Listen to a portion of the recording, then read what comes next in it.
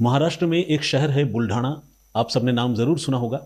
इसी बुल्ढाणा शहर की ये कहानी है। कहानी है एक ऐसे परिवार की जिसे आसपास के लोग एक आइडियल फैमिली के तौर पर जानते थे, आदर्श परिवार। क्योंकि पति पत्नी दोनों शिक्षक थे और उन्हें एक छोटा सा बच्चा है, और इसके अलावा परिवार में बाकी लोग भी थे, भरा पूरा परिवार था, किसी बात की कोई दिक्कत नहीं थी। और इस परिवार से कभी कोई ऐसी कहानी सामने नहीं आई जिसे लोग इस परिवार को लेकर कोई बात कर सकते थे। यानी बिल्कुल नो नॉनसेंस जिसे कहते हैं ना, ये परिवार बिल्कुल वैसा ही था। पति पत्नी शिक्षक हों तो घर का माहौल ऐसे भी अच्छा होता है, तो सब कुछ अच्छा चल रहा था। मगर 2 मार्च को, यानी इसी महीने की 2 तारीख को, इस परिवार में एक ऐसी घटना हुई जिसने सिर्फ इस परिवार के लोगों को ही नहीं बल्कि आसपास के तमाम लोगों को दुख में डाल दिया और बहुत ही सदमा दिया। हुआ ये कि इस परिवार की जो महिला थी वृषाली प्रकाश गवंडे, वो एक स्कूल टीचर थी और स्कूटी पर अपने स्कूल जा रही थी। लेकिन बुल्ढाणा में जामोद तहसील के पास एक गांव है कौठल। इस कौठल गांव के पास जब वो स्कूटी से पहुंची तो उसकी स्कूटी किसी अज्ञात वाहन के चपेट में आ गई और इसके बाद वो इतनी भयानक एक्सीडेंट का शिकार हुई कि उसकी जान ही चली गई।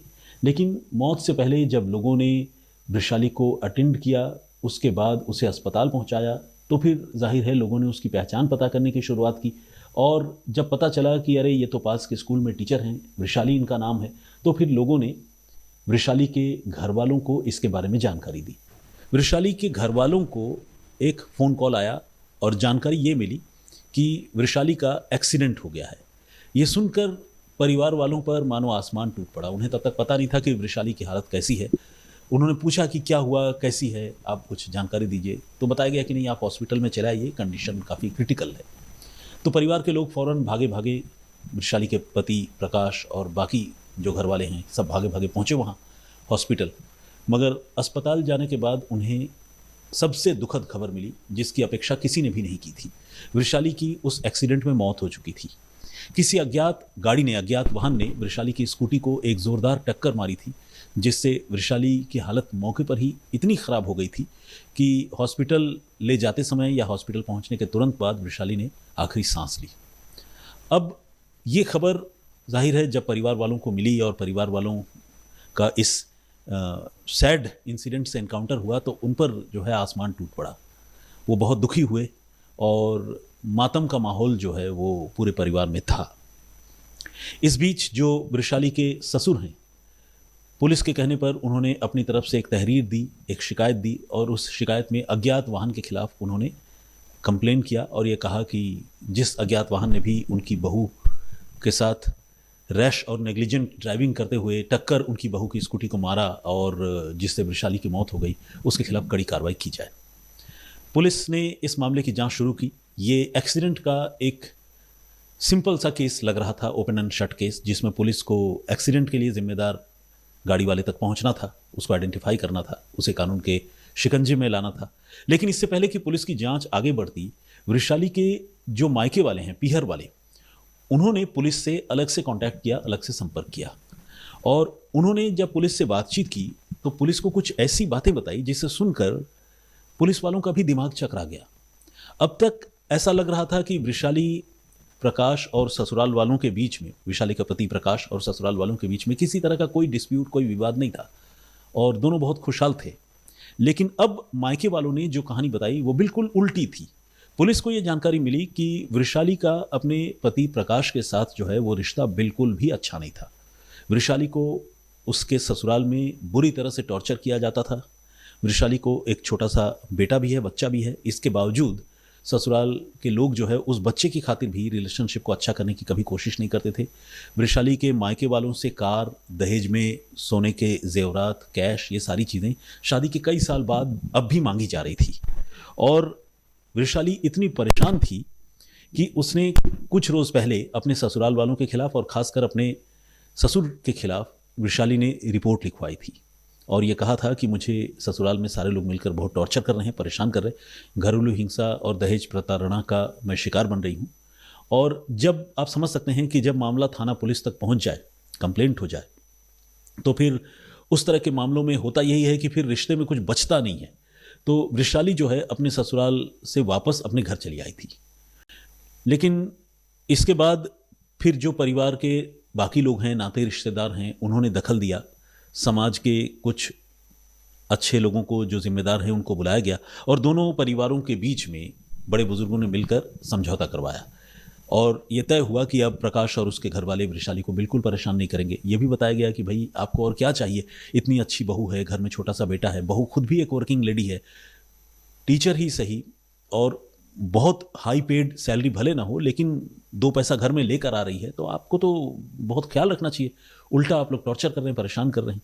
तो प्रकाश और उसके घर वालों ने कहा कि ठीक है, आइंदे ये बात कभी फिर रिपीट नहीं होगी। हालांकि उनका भी अपना एलिगेशन था वृषाली के अगेंस्ट में, बहुत सारे इल्ज़ामात उन्होंने भी लगाए थे। दोनों पक्षों की में जब लड़ाई होती है तो शिकायतें दोनों को एक दूसरे के खिलाफ होती है, लेकिन समझौता हो चुका था और वृषाली अपने ससुराल वापस आ गई थी और पिछले कुछ समय से ससुराल में ही रह रही थी और ऊपर से सब कुछ अच्छा लग रहा था। हालांकि ये सारी चीज़ें जो है वो परिवार के अंदर की चीज़ें थी और एक कंप्लेंट जो थाने में दी गई थी लोकल पुलिस स्टेशन में, वहाँ इसकी जानकारी ज़रूर थी, लेकिन आसपास के जो लोग हैं और वृषाली और प्रकाश को जो जानने वाले दूसरे लोग हैं, उनको उनके परिवार के अंदर चलने वाले इस इंटरनल डिस्प्यूट के बारे में इतनी खबर नहीं थी। इसीलिए लोग उन्हें एक आइडियल कपल या फैमिली के तौर पर भी जानते थे। तो अब जब ये तहरीर, इस कंप्लेंट के बारे में जानकारी मिली और ये पता चला कि वो शिकायत वृषाली ने वापस ले ली थी समझौते के बाद, लेकिन घर वालों ने ये शिकायत की कि उसके बाद प्रकाश जो है वो ग्रज रखता था अपनी पत्नी वृषाली से, तो फिर पुलिस का माथा ठनका। घर वालों ने यह भी कहा कि उन्हें पूरा यकीन है कि वृषाली की मौत किसी एक्सीडेंट में नहीं हुई है, बल्कि इसके पीछे कोई गहरी साजिश है और जानबूझकर उसे हिट किया गया है। पुलिस को जब ये बात पता चली तो पुलिस को भी लगा कि इस एस्पेक्ट को एक्सप्लोर तो करना ही चाहिए, लेकिन डायरेक्टली अगर ससुराल वालों से पूछताछ करते तो जाहिर है कोई भी कातिल अपना जुर्म तो कबूलता नहीं है, वो भी नहीं मानते। तो ऐसे में पुलिस ने दूसरे तरीके से मामले को इन्वेस्टिगेट करने का फैसला किया। ऐसे भी पुलिस को इस मामले को इन्वेस्टिगेट करना ही था, उस गुनहगार ड्राइवर तक पहुंचना ही था जिसने एक्सीडेंट किया था। बेशक केस एक्सीडेंट का होता तो पुलिस ने सीसीटीवी फुटेज एग्जामिन करने की शुरुआत की। इत्तेफाक से जिस जगह पर यह एक्सीडेंट की घटना हुई थी उस जगह पर कोई भी फोकस्ड सीसीटीवी कैमरा नहीं था, लेकिन उस रूट पर कई सीसीटीवी कैमरे थे जिसमें गाड़ियों के आते जाते हुए फुटेज जो है वो कैद होते थे। पुलिस ने इन सीसीटीवी कैमरों की फुटेज को इकट्ठा किया और उन्हें स्कैन करना शुरू किया। पुलिस ने ये देखा कि कौन कौन सी गाड़ियां जब वृषाली का जिस टाइम फ्रेम में एक्सीडेंट हुआ था उस तरफ गई और या फिर उधर से वापस आई, और क्या कोई ऐसी गाड़ी भी है जिसकी मूवमेंट थोड़ी सस्पिशियस हो, ड्यूबियस हो। पुलिस जो है इस चीज़ को एक्सप्लोर कर रही थी और ढूंढ रही थी। ऐसे में पुलिस की नज़र एक 4 व्हीलर पर गई जो टाटा इंट्रा वैन थी। टाटा इंट्रा आप सब जानते हैं, जिसे हम लोग आम बोलचाल की भाषा में छोटा हाथी कहते हैं, उसी तरह का एक मिनी ट्रक का मॉडल है, बल्कि माइक्रो ट्रक है, बहुत ही छोटा ट्रक है। और वो गाड़ी जो है वो थोड़ी, उसका मूवमेंट जो है थोड़ा सा रहस्यमयी था। मूवमेंट इसलिए रहस्यमयी था कि जब वृषाली का एक्सीडेंट हुआ उसके पहले से उस रास्ते पर वो गाड़ी 1-2 बार आ जा चुकी थी और एक्सीडेंट के वक्त और उसके बाद भी वहाँ से गुजरती हुई वो गाड़ी पुलिस को नजर आई। इसके अलावा किसी गाड़ी की इतनी ज़्यादा फ्रीक्वेंसी उस इलाके में उस रोज़ नहीं देखी गई थी। पुलिस ने सीसीटीवी कैमरे में जो फुटेज कैद हुई थी उसके ज़रिए ही इस टाटा इंट्रा गाड़ी का नंबर भी पता किया और वो नंबर उभर कर सामने आया, MH28BB5753। अब पुलिस ने जब नंबर मिल गया तो रजिस्ट्रेशन नंबर के सहारे पुलिस ने इसके मालिक के बारे में जानकारी जुटाई। पता चला कि मालिक जो है वो टाटा इंट्रा ऑपरेटर है और उसी इलाके का रहने वाला है, बुल्ढाना का। पुलिस ने देर नहीं की, मनीष सूर्यवंशी नाम था उस आदमी का। पुलिस ने उसे हिरासत में लिया और उससे पूछताछ शुरू की। उसने बिल्कुल ये कहा कि मुझे तो कुछ पता ही नहीं, एक्सीडेंट तो हुआ ज़रूर है, और हालांकि पहले वो एक्सीडेंट की बात से भी इनकार कर रहा था। लेकिन जब पुलिस ने उसके टाटा इंट्रा का फिजिकल वेरिफिकेशन किया तो उसमें कुछ ऐसे ट्रेसेस, कुछ ऐसे मार्क्स मिले जिसे देखकर ये लग रहा था कि इस गाड़ी से किसी दूसरी गाड़ी को या तो हिट किया गया है या इस गाड़ी के साथ किसी दूसरे वाहन की टक्कर ज़रूर हुई है, जो इस बात की तरफ इशारा कर रही थी कि उस इंसिडेंट में, उस क्राइम में ये टाटा इंट्रा व्हीकल जो है वो भी इन्वॉल्व है। अब पुलिस ने जब मनीष से पूछताछ की तो मनीष ने पहले तो अनजान होने की बात कही, लेकिन जब मनीष को यह बताया गया कि भाई तुम्हारी गाड़ी उस रूट पर सुबह सुबह इतनी बार क्यों प्लाई कर रही थी, क्यों आना जाना, कहाँ से तुम माल उठा रहे थे, कहाँ जा रहे थे, कहाँ वापस आ रहे थे, कई बार तुमने वहाँ पर आना जाना किया, तो ऐसा क्यों? तो मनीष इस सवाल के जवाब पर जो है वो लड़खड़ा गया। वो बहुत कन्विंसिंग आंसर पुलिस को नहीं दे सका। उसने ये भी झूठ गढ़ने की कोशिश की कि कहीं माल लेने गए थे, वापस आए। पुलिस ने कहा ठीक है चलो वेरीफाई कराओ, किससे माल लेने गए थे, किससे माल लेने जा रहे थे, वेरीफाई कराओ। लेकिन उस दिन तो कोई माल पिक ही नहीं करना था। माल इसलिए पिक नहीं करना था क्योंकि ऑलरेडी जो एक्सीडेंट हुआ था उस एक्सीडेंट में ये इन्वॉल्व थे और जानबूझकर इन्वॉल्व थे, जिसके लिए उन्हें सुपारी दी गई थी। यानी वैशाली के मर्डर, वैशाली की मौत के मामले में जो शक था उसके घर वालों को, वो शक बिल्कुल सही था और उसकी मौत जो है वो एक्सीडेंटल नहीं थी, बल्कि उसके पीछे साजिश थी। और उस साजिश के लिए इसी जो टाटा इंट्रा के मालिक हैं मनीष सूर्यवंशी, इसको सुपारी दी गई थी। हालांकि सुपारी डायरेक्टली इसको नहीं दी, बल्कि सुपारी दिया गया एक कॉन्ट्रैक्टर को जिसका नाम है मंगेश चूलकर। अब जब मनीष से पूछताछ हुई तो मंगेश का भी नाम सामने आया जिसने सुपारी ली थी। पता चला 1 लाख रुपए की सुपारी खुद वृषाली के पति प्रकाश गवंडे ने ठेकेदार मंगेश चूलकर को दी थी और ये कहा था कि भाई तुम कैसे भी हो ये काम करा दो और मेरी पत्नी की हत्या कराओ। उसने मनीष को कुछ पैसे देने की बात कही और मनीष ने कहा ठीक है, मैं अपनी गाड़ी का इस्तेमाल करके उसको हिट करके वहाँ से फरार हो जाऊँगा। लेकिन ये काम इतना आसान तो होता नहीं है। लोगों का डर होता है, पुलिस का डर होता है, सीसीटीवी कैमरे का डर होता है। तो वो जो है थोड़ा रेस्टलेस था उस दिन इस एक्सीडेंट को अंजाम देने के लिए, और कई बार वहाँ से आना जाना कर चुका था। वो देख रहा था, इंतज़ार कर रहा था कि वृषाली कब आती है, तब उसको हिट करूँगा, और ऐसे आवाजाही कर रहा था जिससे वृषाली के साथ वो एक्सीडेंट बिल्कुल एक कोइंसिडेंस जैसा लगे। हुआ भी ऐसा, कई बार उसने उस रूट पर जो है रेकी ज़रूर की उसी दिन, लेकिन जैसे ही वृषाली वहाँ से गुजरी, मनीष सूर्यवंशी ने अपनी गाड़ी से उसको ज़ोरदार टक्कर मारी और ये इंश्योर किया कि उसकी मौत हो जाए। और उसके बाद फिर जब उसको लगा कि काफ़ी क्रिटिकल कंडीशन में वो है, वृषाली की गाड़ी भी काफ़ी ख़राब हो गई थी, 2 व्हीलर, तो फिर वो वहाँ से भाग निकला।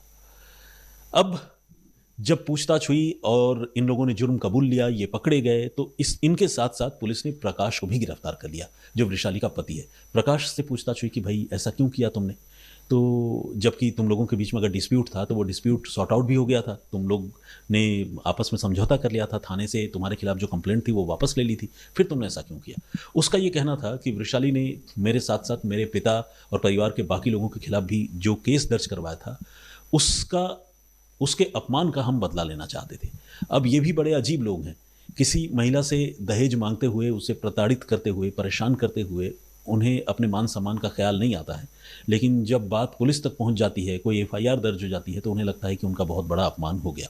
ये प्रकाश जो इस मामले में मेन कॉन्स्पिरेटर पुलिस ने बताया है, साजिश रचने वाला, उसको अपने पिता के अपमान का ख्याल आ गया और उसने ये तय किया कि इस अपमान का बदला मैं वृषाली की जान लेकर लूँगा।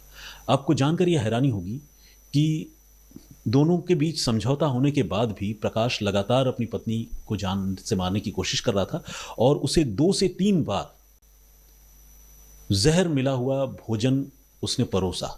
लेकिन आप इसे इत्तेफाक कहें कि एक आध बार वृषाली ने खुद ही जो है वो खाना उसे अच्छा नहीं लगा, खाया नहीं, और कभी अगर खाया भी तो धोखे से खाया और बहुत ज़्यादा फूड उसने इनटेक नहीं किया, जिससे उसकी तबीयत बिगड़ी तो ज़रूर, लेकिन उसकी मौत नहीं हुई।